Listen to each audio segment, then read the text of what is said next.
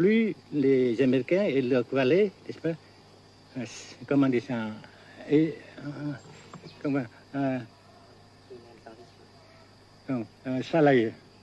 s'enliser, et plus ils supportent des échecs, comme vous savez récemment, n'est-ce pas. Par conséquent, la guerre ne peut pas durer éternellement. Et je suis très heureux que les politiciens haut placés français ont reconnu cela. Vous pensez que le général de Gaulle pourrait en quelque sorte, à un certain moment, arbitrer le conflit? Arbitrer, qu'est-ce que vous comprenez par le mot arbitrer? Nous ne sommes pas des équipes de football. Mais au-delà des accords de Genève, si je ne me trompe, une idée du général de Gaulle est la neutralisation de tout le sud-est asiatique. Est-ce que c'est une idée qui vous semble intéressante? Comme j'ai déjà dit quelquefois, c'est une idée intéressante. Mais ça dépend encore de la volonté de ces peuples et la manière comment on procède à réaliser. C'est une grande question, n'est-ce pas? Et je ne peux pas dire que je suis d'accord. Et je ne dis pas que je ne suis pas d'accord, n'est-ce pas? Mais parce que vous dites, par exemple, vous dites fleurs. Fleurs, il y a beaucoup de sortes de fleurs. Il y a des roses, des blanches, des rouges, etc. Et il y a qui sont bons et d'autres qui ne sont pas bons. Mais on dit fleurs. Monsieur le Président, nous avons constaté avec chagrin qu'au cours de notre voyage au Nord-Vietnam, que l'influence française était devenue à peu près inexistante dans votre pays. Les moins de 25 ans ne comprennent plus du tout le français. Et je me demande si, à votre idée, des rapports peuvent se rétablir tels que la France continue à jouer une sorte de rôle culturel ici.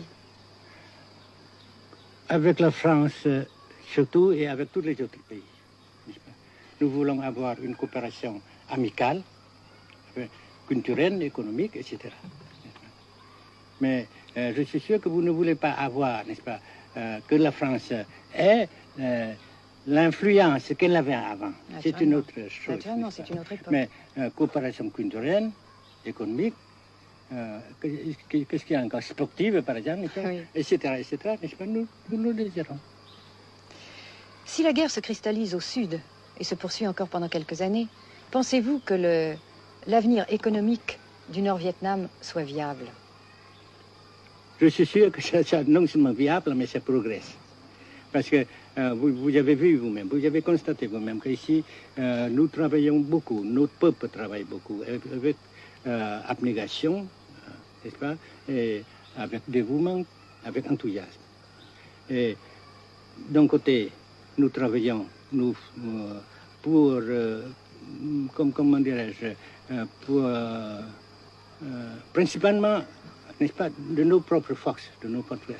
Et aussi, nous avons, n'est-ce pas, l'aide fraternelle des pays socialistes, n'est-ce pas. Alors, nous, jusqu'ici et après cela, n'est-ce pas, nous avons déjà réalisé des progrès. Pas très grand comme nous voulons, mais nous avons réalisé des progrès. Et dans l'avenir, nous progressons de même. Mais vous mentionnez là l'aide des pays socialistes.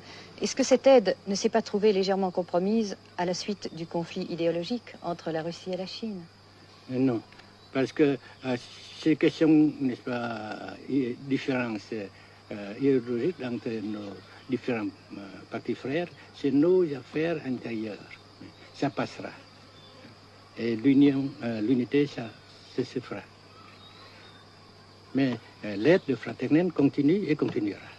Et c'est très précieux pour nous.